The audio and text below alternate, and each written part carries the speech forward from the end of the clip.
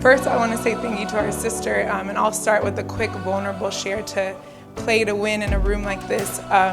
If you see me and I come up to you and I'm like bubbly and I'm first to speak, that's a skill. That's not who I am at heart. It's me saying, I sat in every single room every year that my husband played in the league, and I sat there like, okay, they must be the bougie ones, they must be the A-list players, they must be the this and the that, and I judged everyone why they weren't talking to me while I wasn't talking to them. And then when I started coaching our ladies of our community, I realized we're all thinking the same thing. We're not talking to each other. So please, this weekend, just be the first to speak. I made that a pact with myself. I'm always the first to speak, whether I'm in the line at Starbucks or in the elevator. So I've already spoken to many of you. And that came from emotional intelligence of judging, she's stuck up, she's this, and they're thinking the same thing about me. So just wanted to say that when you see me being that woman, it's by choice, not by nature. But for years, I've wanted to speak at this conference. Every time I see the flyer, I'm in the DMs like, do you need a speaker? I want to speak. Because I've been mastering emotional intelligence and relationships and communication, because I raised my hand because I was the biggest, all of the offenders. Bitch ass nigga, like all of the things. And I was telling my girl, I was like, I was just calling him a bitch today in the room, so that's why I raised my hand. Don't record that part. But the truth is what I've learned about life is we're never perfect. We never arrive, and it's a constant choice from moment to moment to either choose my higher self, Kristel, who I want to be, who I want people to see me as, or my true self, which is human, flesh, jealous, insecure. And so the irony of being asked to speak this year was days after I announced on social media that my husband and I of 18 years are getting a divorce. And of course, from a vulnerable perspective, the imposter syndrome was real. My ring, y'all, is as best as they come. My husband did a really good job. It used to bling and lights like this. So I'm like, dang, that ring would have looked so bomb in here. So I'm like, they're gonna judge me. She don't even have a ring. She's not married. How's she gonna stand before us and talk about relationships? But then God worked on my heart, and he said, who's better than for you to do this, because I've been through every single stage of it, and now even on the other end, and being single, I'm gonna tell you, these streets swallow me whole. So that's another story. Follow the podcast. But okay, so when I came into terms with I get to stand here before you guys, I started reflecting on my seasons, and I reflected on the rookie year when, my husband was first in the league, and I was dealing with all of my insecurities of like, am I pretty enough? What do I wear to the games? I don't look like them. I don't shop at the design. I'm a broke college student, so I was wearing Forever 21, and these women were wearing designer, and I didn't have the worthiness to ask my husband we weren't married, to buy me all the designer. So I went through that, going through his phone. We had sidekicks, so I don't know who had the sidekick, but I had his dashboard pulled up after class, like who texted him, who emailed him, who's on his AIM. I had everything, and I'm not proud of that, but I share it because this was my journey. And so I was the jealous, the insecure. Then we went into him winning Super Bowl and being in his career. And then I went to that inadequate phase where I was like, well, who am I? What am I doing? What's my hat to hang on? Then the babies, we started having babies. We have 5 daughters. So that took a toll of just being busy, stressed, tired, overwhelmed. And in that season, you don't have as much sex anymore. You don't feel like having sex. You don't feel sexy to have sex. You wonder if everything's working the way it used to. There's all the things.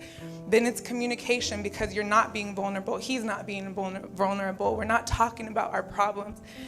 And so we went through that. So in all these years of trying to not be the crazy girl, not be the communicator, the non-sexually active, all the different stages of a relationship, I was reading books, I was attending conferences, and I became textbook savvy at emotional intelligence, relationships, communication, all the things. So then I started a business, and that was when I really started coaching women in the league, because I wanted women like me not to waste their time sitting in rooms thinking they didn't belong there.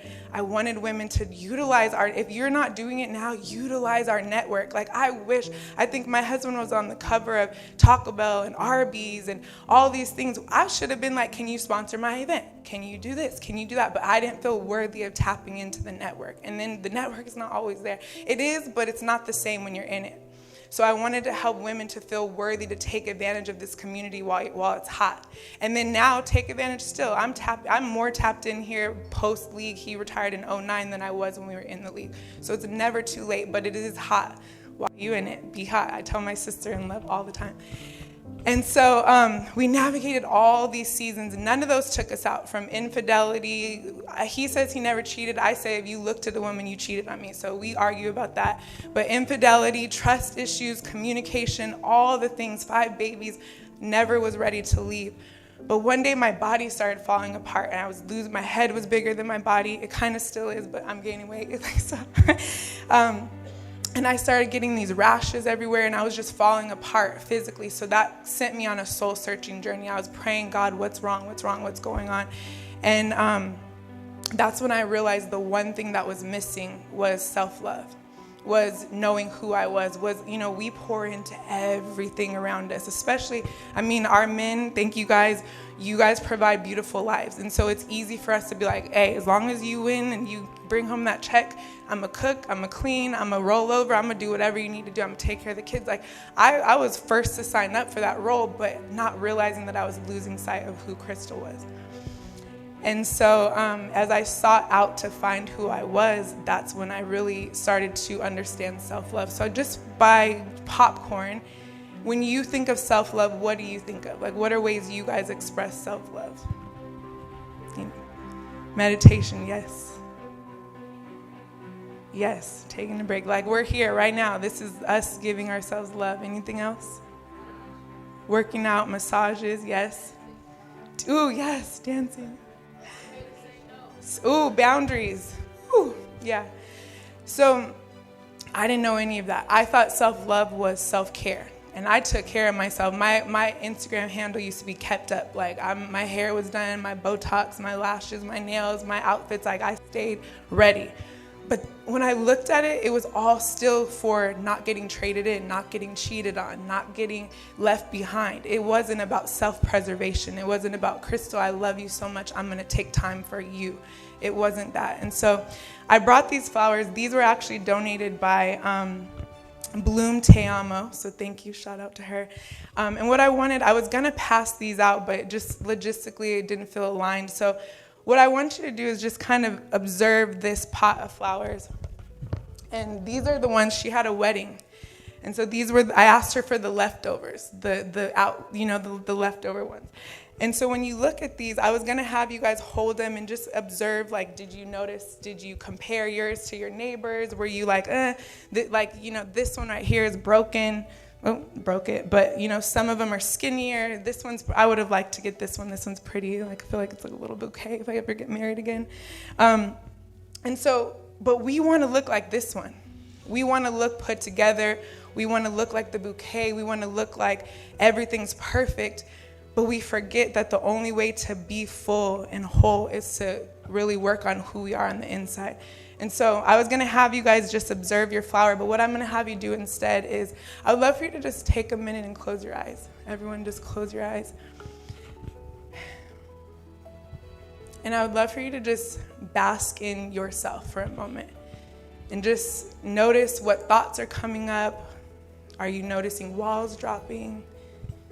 Are you listening to the sounds? Are you thinking of what you're going to do when you open your eyes? And I want you to just be with yourself for a moment. I didn't bring my phone up here, but I was going to time it, so I'll just emotionally time it. But just stay here for a moment. I want you to wrap your arms around yourself. If you have a drink, put it down if you can. I want you to give yourself a hug. Keeping your eyes closed even if it feels uncomfortable. And just start caressing your arms and just telling yourself, I love you, Kristel. I love you, Amanda. I love you, Keith. I love you, Lacey. I love you, Kim. I love you, Amber. I love you, Denisha. Whatever your name is, just tell yourself how much you love you. And give yourself gratitude for doing everything you had to do to get here, because like I was talking to my girl, Lacey, she had to cook. I know when I used to leave, I used to prepare the meals. I used to make sure the schedule was out for the kids. It took so much just to leave the house. So just give yourself gratitude for everything you had to do to be here today. All the packing, the preparing, the overthinking. Continuing to keep your eyes closed because you deserve this moment with yourself. blocking out everything around you. And I want you to just set an intention for this weekend of what is it that you need the most right now. Call it in, because we get what we have the courage to ask for. And I'm just going to be silent for a moment to give you that space with yourself and just really ask yourself what you need, because we look outside of ourselves for everything, but everything we need is right inside. So just giving yourself that moment.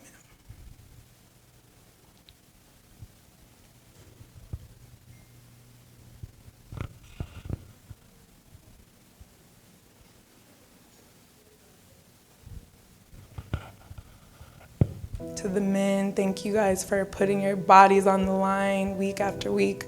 I watched my brother during quarantine. His discipline to this game is out of this world. The alarms just to eat meals and getting in the Word, reading the Bible, just the discipline it takes to be at the 1% of the league. We don't take it for granted. We're grateful for you guys. We're grateful for the life that we have because of you. And just one last couple seconds with yourself. And when you're ready, you can open your eyes. Does anyone want to share anything was it hard for anyone to stay with their eyes closed, or did anything come up? Does anyone want to share anything? No? Come on, one. I think sometimes it's hard to love yourself fully. After everything you go through in life, experiences, it was hard to say, like, I love you to myself. Yeah. Anybody else? Okay. Oh, and then I'll come to Erica. Oh, ladies first. Yes, thank you. I think it was more difficult. You can be in tune and you're starting to say the things like, I love you, and all the maybe little challenges you have in your life, but you get distracted often. And I think meditation leads to distraction. You start thinking about all the things you need to do. And in the mind, I'm like, oh my God, did I send that email? But I should be thinking about, how do I care about myself? Not about responding to the email that can wait an extra 2 hours or whatever it takes. So I think it's being able to really shut off and focus simply on yourself versus on everything else around you. Mm-hmm. And that's why it takes such a practice to do it over and over. And for many of us, I know for me, I'll just speak and then I'm going to come to you. When I first started doing meditation, I couldn't slow down for even a minute. And I saw how hard it was to just be by myself for even just a minute. I challenge you guys outside of this space to just set an alarm for 5 minutes and see how hard it can be if you don't practice it. So as I close, I wanted to just tie it back to, like I said, we were together 18 years, 5 babies. We went through so much. And the one thing that I believe took us out was just me not loving myself. And in hindsight, and I don't say dated, I learned dated is when you consistently hang out and talk to the same person. I just have met a lot of people since. And so every time I meet, whether it's a man or a woman, I'm reflected back with these people, and I'm like, dang, you sound like my husband. Dang, you sound like my husband. Dang. And so I'm going to be the first to admit and be honest that I do believe my husband and I could have saved our marriage had I just adjusted my attitude. I was trying to apply all the things that I teach, but if I'm honest, I wasn't practicing what I was preaching. I just really wasn't. I wasn't loving myself. I wasn't adjusting my attitude. I had entitlement. I felt like he was the problem. And I got to this point where I was just like, you're the problem. I'm the saint because I do all the work. I'm emotionally intelligent, and I got on a high horse. And I just share that to say that really remember in relationships, one of the biggest things I've learned for the success of relationship is we're all human. All of our shit stinks. It doesn't get greener on the other side. If you're out of alignment, don't stay. I'm not sure yet if me and my husband were out of alignment or we were just in a season. And I trust that if we were just in a season, we're going to come back together. But all of that to say, in our humanness, separate the person from the behavior. So when you can see that what they're doing, what they're saying, ask yourself, where is this coming from? And we can just start looking at the person on the other side of us, that they have the best interests at heart, because we're so quick to believe that they're out to get us and that they have our worst interests at heart, that then we collect evidence to support that all the time, instead of being like, okay, he didn't come home or he didn't call, maybe his phone died, where I went straight to who's he with, where's he at? I was checking Instagram. I was on my Finsta, checking all the other, like doing all the things. So anyway, thank God we didn't have social media when we were in our heyday, because I probably would have been in jail.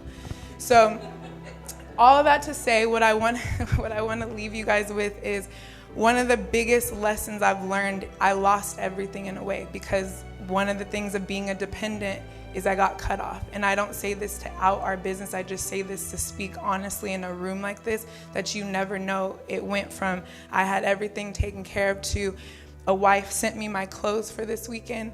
Another wife set up my makeup to get my makeup done. I'm sleeping with my brother and his girlfriend. And I'm being vulnerable about that, because it was humbling to go from being the girl who pays for every dinner when you go out to being, oh, I have a trip, boom, check out, throw it in the bag, get my makeup done, to being like, I either have gas money for me and my kids or makeup. Gas money or the drink. Like, thank God you guys got the open bar, because I wasn't gonna.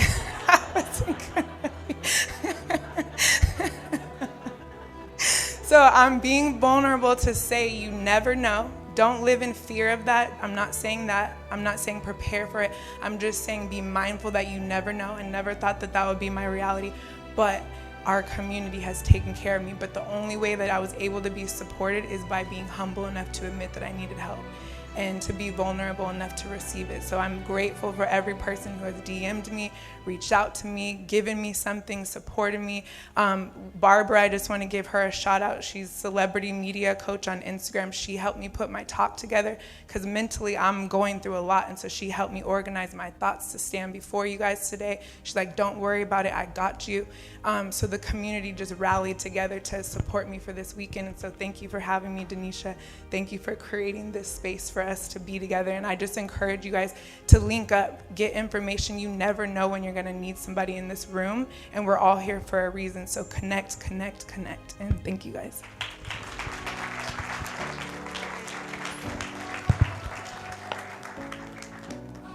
First, I want to just say, Kristel, you guys know how in order for a diamond to really be beautiful, it has to go through something, right? Say it again. Kristel, you are so beautiful to me. Guys, you never know what the person beside you is going through. It is weekends like this, when we get together, when you are able to be real, when you are able to connect with somebody. I have watched you, and I couldn't relate. Y'all have been married almost 20 years. I might not look like it. But 20 years, we got 4 kids. So I won't say that I was too far removed, but I was, right? Our intimacy looks a lot different sometimes. So in watching you and Kristel coaching young wives, to me, I thought it was cute, because I couldn't relate. But when you watch somebody go through something, the level of respect, their ability to be transparent about it, that's when I said, you know what, she got something. Because there's people that will go through and hide or be real fake, act like they have it all together. I was one of them. And it was events like this where I said, you know what, wives, why don't you get real? It's young women that need to hear the real, for real. And nobody is giving it to us. Tell me how to be a better wife. Tell me to stop buying all this Gucci and Louis when my babies really need a trust fund. So that is why you guys are here this weekend. You're going to learn how to play to win.